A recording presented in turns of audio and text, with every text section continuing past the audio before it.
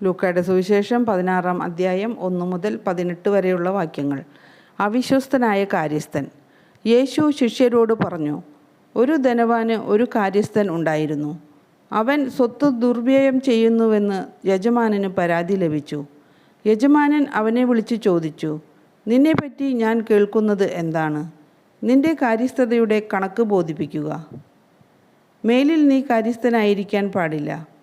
ആ കാര്യസ്ഥൻ ആത്മഗതം ചെയ്തു, യജമാനൻ കാര്യസ്ഥത എന്നിൽ നിന്ന് എടുത്തു കളയുന്നതിനാൽ ഞാൻ ഇനി എന്തു ചെയ്യും? കിളയ്ക്കാൻ എനിക്ക് ശക്തിയില്ല, ഭിക്ഷ യാചിക്കാൻ ലജ്ജ തോന്നുന്നു. എന്നാൽ യജമാനൻ കാര്യസ്ഥത എന്നിൽ നിന്ന് എടുത്തു കളയുമ്പോൾ ആളുകൾ തങ്ങളുടെ വീടുകളിൽ എന്നെ സ്വീകരിക്കേണ്ടതിന് എന്തു ചെയ്യണമെന്ന് എനിക്കറിയാം. യജമാനനിൽ നിന്ന് കടം വാങ്ങിയവർ ഓരോരുത്തരെ അവൻ വിളിച്ചു. ഒന്നാമനോട് അവൻ ചോദിച്ചു, നീ എൻ്റെ യജമാനന് എന്തു കൊടുക്കാനുണ്ട്?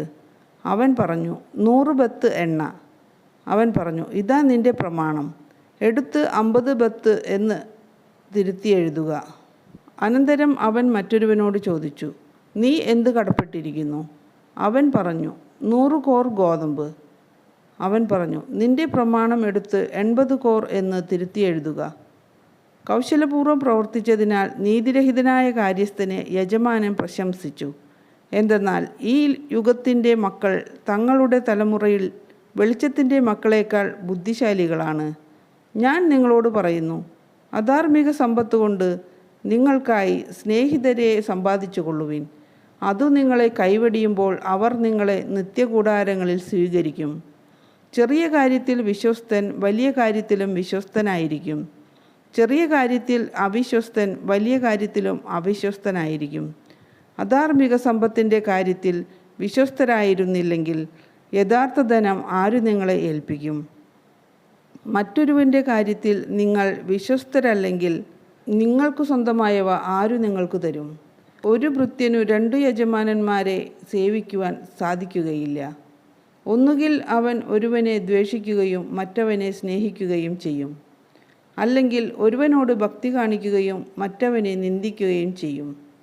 ദൈവത്തെയും ധനത്തെയും ഒന്നിച്ചു സേവിക്കുവാൻ നിങ്ങൾക്ക് കഴിയുകയില്ല.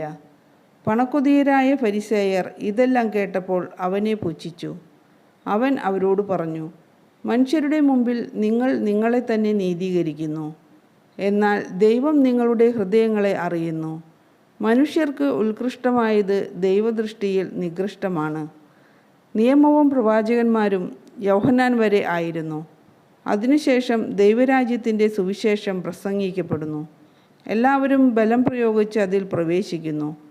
നിയമത്തിലെ ഒരു പുള്ളിയെങ്കിലും അസാധുവാക്കുന്നതിനേക്കാൾ എളുപ്പം ആകാശവും ഭൂമിയും അപ്രത്യക്ഷമാകുന്നതാണ്.